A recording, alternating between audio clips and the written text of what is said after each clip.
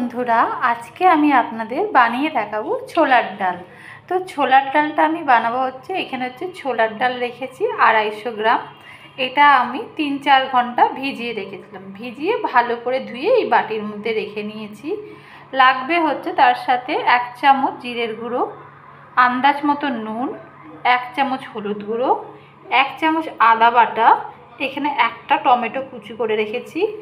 লাগছে একটু কাজু আর কিশমিশ, এটা আপনারা দিতেও পারেন আবার নাও দিতে পারেন। লাগছে একটা শুকনো লঙ্কা, একটা তেজপাতা, 1 চামচ জিরে, গোটা জিরে আর গোটা গরম মশলা, স্বাদ মতন মিষ্টি। আর করব রান্নাটা সর্ষের তেল দিয়ে। তো সবার প্রথমে এই ডালটাকে আমায় সেদ্ধ করে নিতে হবে। তো আমি এখানে একটা কুকার নিয়েছি, এই ডালটা আমি এর মধ্যে ঢেলে দিলাম।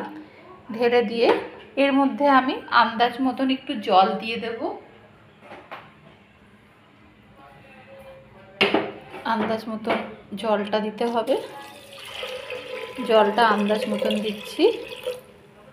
আর এখানে একটু নুন দিয়ে দেব অল্প করে। দিয়ে এবার আমি এটাকে সিটি মেরে নেব 3-4টে।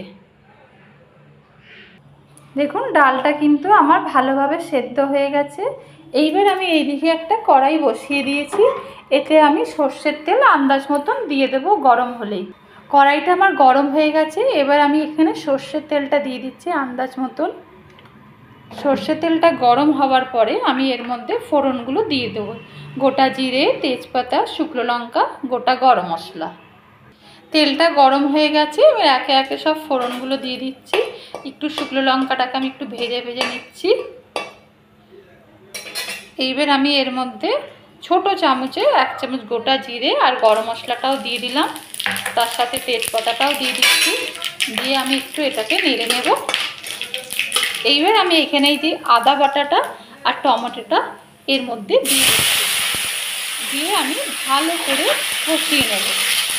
টমেটোটাও যাতে ভালোভাবে গলে যায় সেইভাবেই কষাতে হবে। দেখুন মশলাটা কিন্তু ভালোভাবে কষেও গেছে আর এদিকে টমেটোটাও ভালোভাবে গলে গেছে।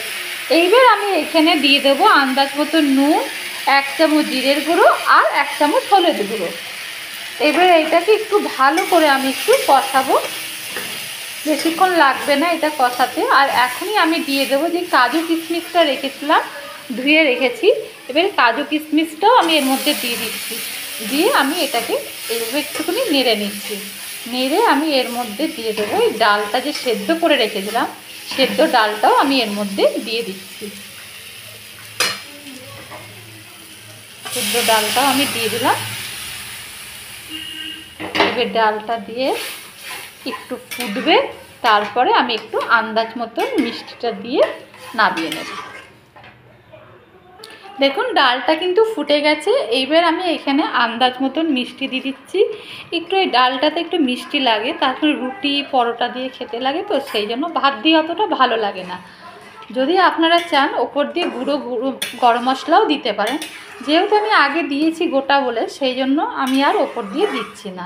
এর সাথে ঘিও আপনারা অ্যাড করতে পারেন।